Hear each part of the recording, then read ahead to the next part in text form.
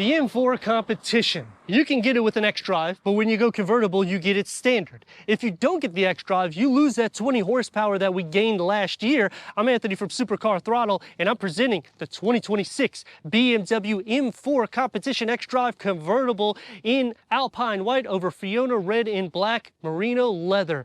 Last year, they also retuned the suspension, so we got that carried over. No talks about a CSL, but I don't know if we need it because we're getting some of those styling components on the exterior. Plus, we gained the horsepower last year, giving us that output that we did not have the year prior. A tuned suspension. Back in 2021, we received a full refresh. In 2022, we got the convertible back with an xDrive. In 2023, we had a CSL special edition. In 24, we got the iDrive 8. So we've went through all of these styling bits, and still every single year BMW does some twists. Here at Supercar Throttle, we like to bring high performance vehicles. Sticker prices are typically in the 6 figures, and 0 to 60s are either in the low 3s or under.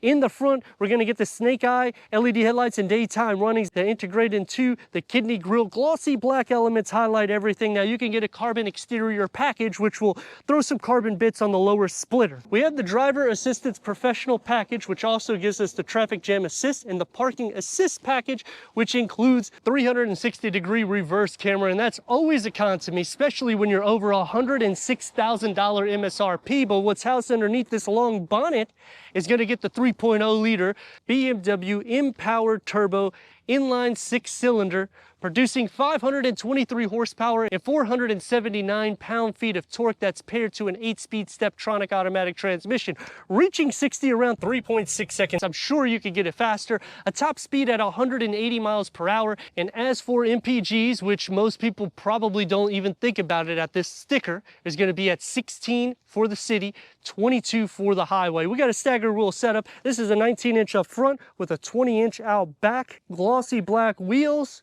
6 pistons are housed behind those red brake calipers. Look at that disc. It's slotted, vented, ready for the track. The rear brake is a single floating caliper. Glossy black on the side skirt, as well as the M-Spec side view mirror and the quarter panel with the M4 competition badge. Now, the reasons why I would go convertible: standard xDrive, which is the all-wheel drive system that sends 100% of torque to the rear wheel, which is freaking awesome.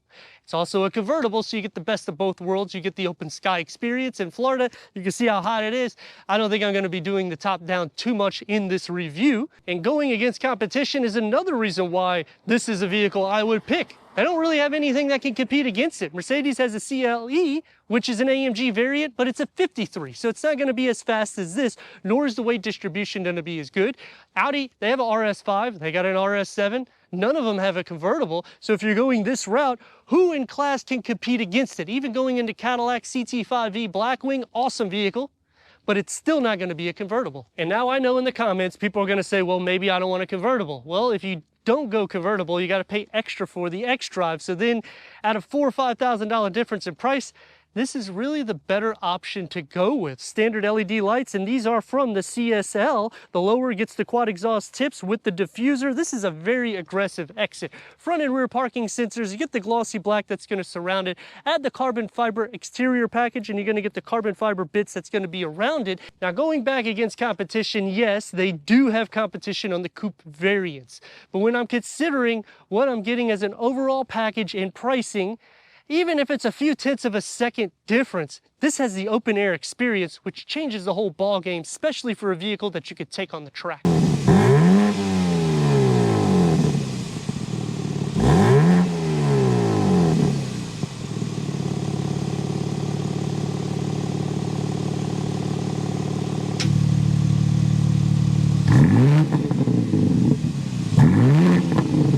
.6 seconds 0 to 60. Let's see what we get.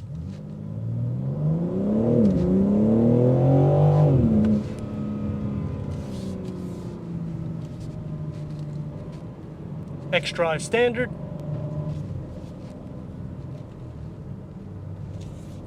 Suspension was retuned last year, so the drive is a lot better.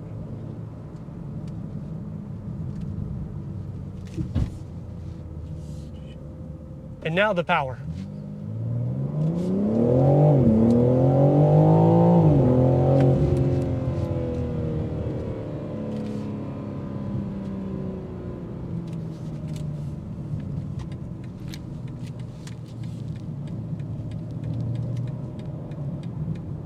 grip, grip, grip. That's what you're getting. And you can probably see the G-force that I'm getting, the exit.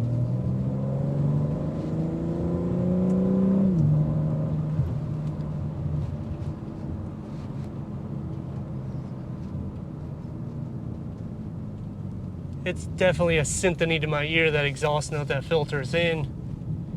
And I mean, the whole drive, like as you drive these vehicles, you just get more confident with it, making it easier for you to take the bends in the road. And that's where BMW livens up, because you get all of that attributes, plus you get the open top experience, which nobody is giving you all of this blended in as one package. At $106,000 price, I mean, it's gonna take me to some pros and cons. The pros, you've heard a ton of them. We're gonna dive into the cons, which it is pricey in the sense that you still have to tack on features. And I do like that you can incorporate features in the vehicle, but come on, some of these things need to be standard. They shouldn't charge you for any safety features at all. The only things that I would think should be charged for is exterior carbon package, the interior carbon package, things like that. Maybe the neck warmers, a couple of things, obviously upgraded wheels. You're getting the xDrive standard, so that's a major pro because that gives you that extra 20 horsepower, and BMW is known to not necessarily give the exact figures for their horsepower and torque, and the same thing with the 0 to 60 numbers. So I'm sure you can get faster, and if you took this on a dyno, I'm sure the numbers would be a lot more so, which makes it even more incredible because at this price, there's not a lot of vehicles that give you all of that.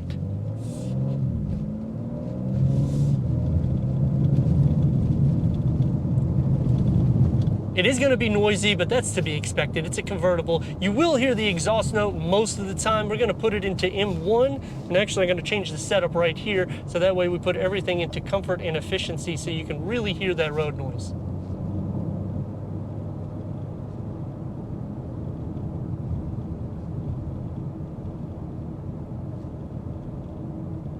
It's not really that bad, and it's pretty pleasant drive compared to a 24 variant, and that was really the reason why I didn't option one, is because when I reviewed the 25, I said, man, the suspension's been retuned.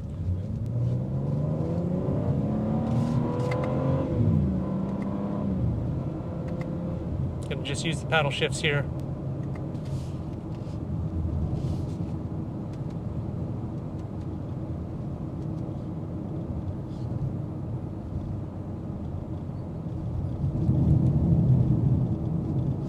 I would say leaving it into a minimum of a sport mode will definitely make that exhaust escalate a lot more so. Sport Plus turns it up quite a bit, which is really what's going to keep that sound deadening a lot better and more composed in the interior of the cabin, especially those rumbles. It just makes you feel a lot more athletic, and that's the whole reason why you buy an M competition. Now, the seat cushion is comfortable. It's not going to be as plush as Mercedes. Even Audi has a little bit more cushion to it. Could this be a daily drive? Yes. You have nearly 5 inches of clearance, so you're not really concerned about going over speed bumps or hitting those little things that you would park next to on the curb. It doesn't feel wide or long. Maneuverability purposes, you just push the gas a little bit and you're going to be in front of everybody. The steering is pretty light, so it makes the day in and day out drive a lot more simplified.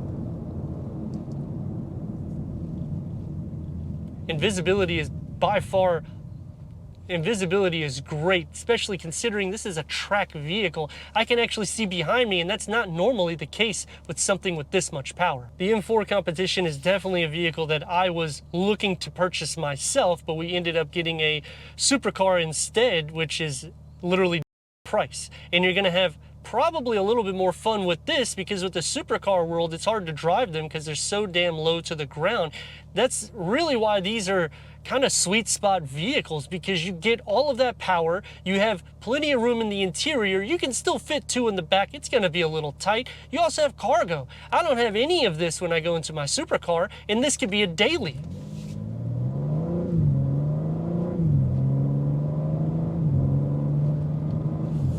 Now, obviously, the only problem I would have owning one of these is basically the same thing with my Supercar. I would probably drive it too fast for my own good, giving me tickets, but let me know your thoughts in the comments, and if you're new to the channel, consider subscribing. Check this next video out right here.